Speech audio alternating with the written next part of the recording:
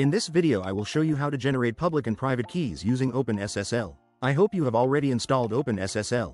Now go to the search bar, type OpenSSL, then select it and open its file location.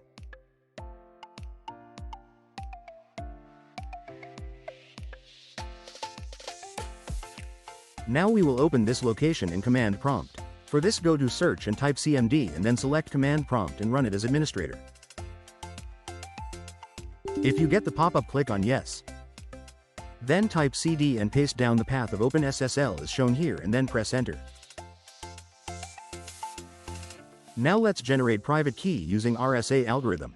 For this, type following command.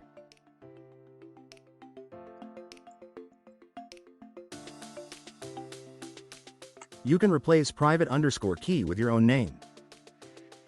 After this, press enter.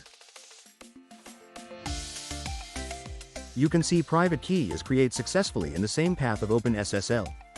Now let's create public key using RSA algorithm. For this, you can type following command.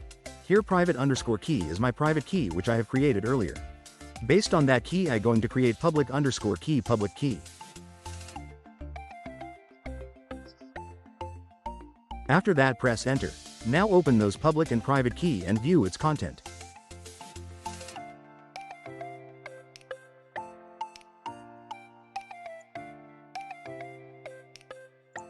You can see content of private key is generally larger than public key.